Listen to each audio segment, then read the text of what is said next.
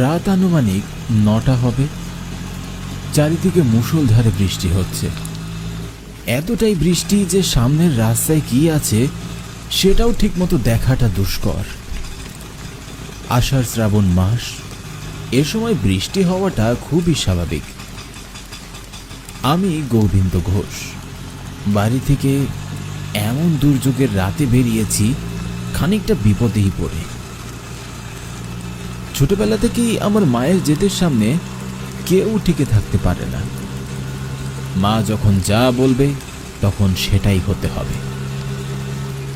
আগামী সোমবার আমার ছোট বোন কাজলের বিয়ে, আর মাত্র 2 দিন বাকি। বাবার এক অনেক পুরনো বন্ধুর বাড়ি ঋষিপুর। আর মায়ের এক কথা, আমি যেন আজই ওনার বাড়ি গিয়ে কাজলের বিয়ের নেমন্তন্ন দিয়ে আসি। কি আর করার, মাকে অনেক ভালোবাসি, তাই তো ওনার কথার অবাধ্য হতে পারি না। কারণ বাবা মারা যাবার পরে মায়ে আমাদের 2 ভাই বোনকে অনেক কষ্ট করে বড় করেছেন। বাবার একমাত্র বন্ধু কৃষ্ণ নারায়ণ। মায়ের মুখে শুনেছি বাবা মারা যাবার পরে উনি নাকি আমাদের অনেক সাহায্য করেছেন। তাই তো বোনের বিয়েতে ওনার উপস্থিতি খুবই গুরুত্বপূর্ণ। বাড়ি থেকে বেরোনোর সময় আকাশে বেশ মেঘ ছিল, তবে এমন বৃষ্টি ছিল না। এখন মনে হচ্ছে এই বৃষ্টি এত তাড়াতাড়ি ছাড়বার নয়।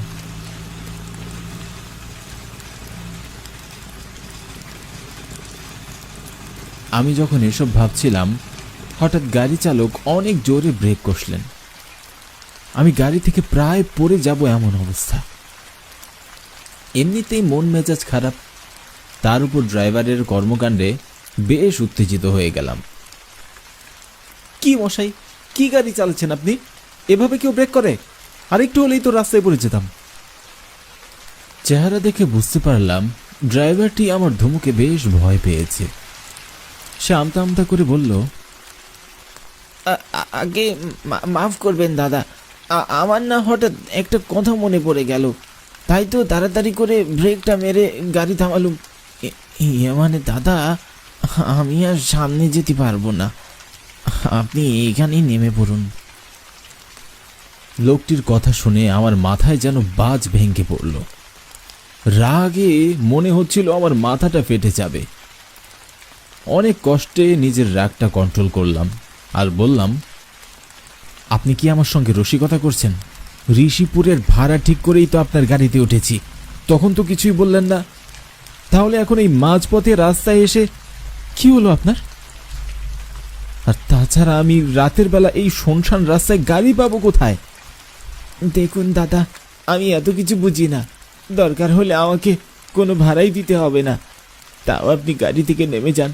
হ্যাঁ শুনুন, আপনাকে বলি, যদি পারেন পায়ে হেঁটে চলে যান, কারণ এই রাস্তায় বৃষ্টির মধ্যে কোনো গাড়ি চলাচল করে না। কোনো গাড়ি চলাচল করে না কেন? আর গাড়ি চলুক বা না চলুক আমি এত কিছু জানি না, প্রয়োজন হলে আপনার ভাড়া আরও বাড়িয়ে দিচ্ছি, তবু আপনি নিয়ে চলুন। দাদা, আমি গরিব হতে পারি কিন্তু লোভী না, আমি আপনাকে সত্যি নিয়ে যেতাম যদি বৃষ্টি না আসতো। আমি শুনেছি ঋষিপুর রাস্তায় যদি বৃষ্টির মধ্যে কোনো গাড়ি চলে তাহলে তার সাথে অনেক খারাপ কিছু ঘটে। বেশিরভাগ সময়ই সড়ক দুর্ঘটনা ঘটে। আপনি আমাকে ক্ষমা করে দিন বাবু। লোকটিকে অনেক জোরাজোরি করলাম, টাকাও বেশি দিতে চাইলাম, কিন্তু লোকটি আমার প্রস্তাবে রাজিই হলো না। লোকটি বানিয়ে বানিয়ে কি সব বলে আমাকে বোকা বানিয়ে নামিয়ে গাড়ি নিয়ে চলে গেল। বৃষ্টির মধ্যে আমি এখন একা দাঁড়িয়ে। ভাগ্যিস বাড়ি থেকে বেরোনোর সময় ছাতাটি হাতে এনেছিলাম, নইলে আরো বিপদে পড়তে হতো। ছাতাটি মাথায় ধরে অন্ধকার শুনশান রাস্তার একপাশে দাঁড়িয়ে রইলাম গাড়ির অপেক্ষায়। আশেপাশে কোথাও কেউ নেই, একদম ফাঁকা। রাস্তার দুপাশে কিছু ঝোপঝাড় ছাড়া আর কিছুই চোখে পড়ছে না। আর কানে ভেসে আসছে শুধু ছাতায় পড়া ফোঁটা ফোঁটা পানির আওয়াজ।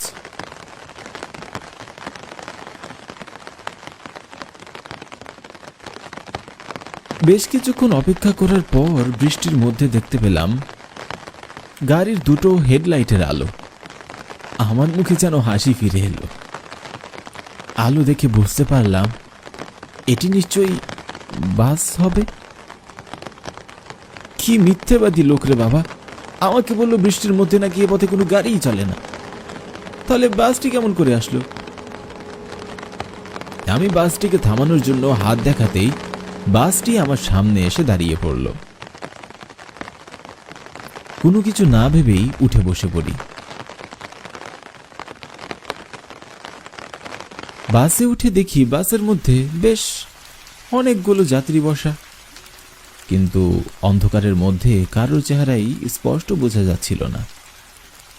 সবাই যেন অদ্ভুতভাবে সামনের দিকে তাকিয়ে বসে আছে। আমি বাসে উঠে সবার সামনে দিয়ে এতটা ভিতরে বসলাম, কিন্তু কেউ আমার দিকে একবারও তাকালো না। বিষয়টি বেশ অদ্ভুত। কিছুটা পথ যেতেই আমি কন্ডাক্টরকে ডাকলাম ভাড়া দেওয়ার জন্য। কন্ডাক্টর দাদা, শুনছেন? আমার কথা শুনে মধ্যবয়সী এক লোক আমার কাছে এসে বলল, জি বলুন। আমি নিশিপুর যাব, ভাড়া কত?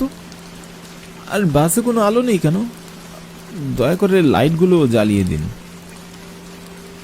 এই বাসে কোনোদিন আলো জ্বলবে না, আর আপনাকে ভাড়াও দিতে হবে না। কথাটি বলে লোকটি খিলখিল করে হাসতে লাগলো।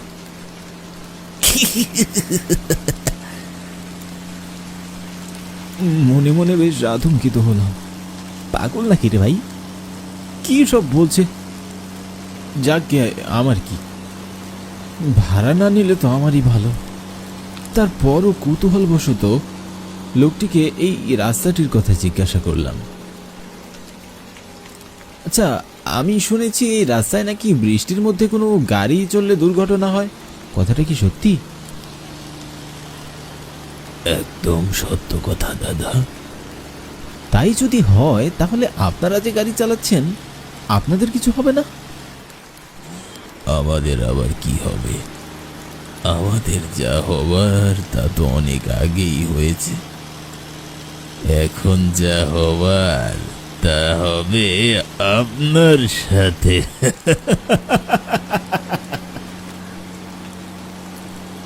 কন্ডাক্টরের হাসি দেখে বাসের সবাই হাসতে লাগলো। আমি ভালো করে তাকিয়ে দেখি সবার মুখগুলো একদম ফ্যাকাশে।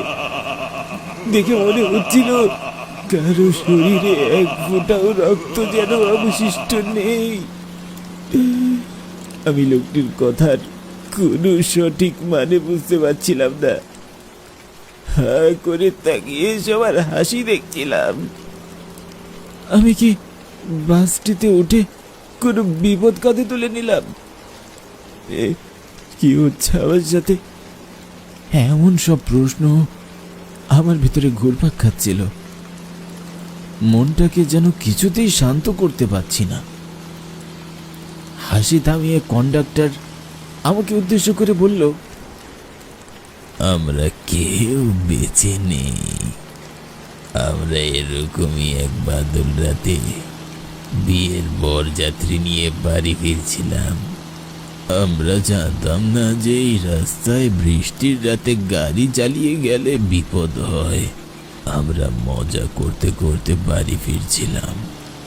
হঠাৎ আচমকা কোথা থেকে জানি আমাদের সামনে একটি পিকনিকের বাস চলে আসে। ড্রাইভার অ্যাক্সিডেন্ট থেকে বাঁচতে ব্রেক কষলে আমাদের বাসটি উল্টিয়ে যায়। তখনও আমার জ্ঞান ছিল। আমি দেখলাম আমার সামনে আর কোনো পিকনিকের বাস নেই, কিচ্ছু নেই। তখনই দেখলাম আমাদের সামনে কয়েকজন যুবক ছেলে দাঁড়িয়ে হাসছিল। এরপরে আমার প্রাণ আর আমার মাঝে রইল না। আমরা সবাই মারা পড়ি। এরপর থেকে আমাদের আত্মা এই রাস্তায় ঘুরে বেড়ায়। এই রাস্তায় যারা বিপদে পড়ে আমরা তাদের সাহায্য করি। আপনার ভাগ্য ভালো যে আপনি গাড়ি থেকে নেমেছিলেন আর আমাদের বাসের সামনে পড়েছেন। যদি তাদের বাসের সামনে পড়তেন তাহলে প্রাণ নিয়ে আর বাড়ি ফিরতে হতো না। তাদের মানে? তারা কারা? কলেজের পিকনিকের একটি বাস পিকনিক শেষ করে রাতে বাড়ির পথে ফিরছিল তারা। পথে বৃষ্টি শুরু হয়। এতটাই বৃষ্টি যে সামনে কিছুই দেখা যাচ্ছিল না। ড্রাইভারের পরেও জোর গতিতে গাড়ি চালাচ্ছিলেন। পথে মালবাহী একটি ট্রাকের সাথে তাদের দুর্ঘটনা ঘটে। বৃষ্টির মধ্যে রাতের বেলা কোনো মানুষ না থাকায় সাহায্যের অভাবে তারা মারা পড়ে। এরপর থেকে রাতে বৃষ্টির মাঝে যারা এই পথে আসে তাদের সবাইকে তারা মেরে ফেলে। এবার আপনি গাড়ি থেকে নেমে পড়ুন। তবে মনে রাখবেন, এ পথে আর কোনো দিন আসবেন না। এরপরে হঠাৎ করেই আমি দেখলাম আমি রাস্তার পাশে দাঁড়িয়ে আছি। কোথাও কোনো বাস বা কোনো গাড়ির চিহ্ন পর্যন্ত নেই। আমি আমার গন্তব্যের দিকে রওনা দিলাম। তবে আমি কখনো ভাবিনি আজ রাতটা আমার জন্য এমন ভয়ঙ্কর হবে। ঋষিপুর গ্রামের কাজ ছেড়ে পরের দিন সকালে বাড়ি ফিরি আর মনে মনে প্রতিজ্ঞা করি এমন পথে আর কোনোদিন পা বাড়াবো না।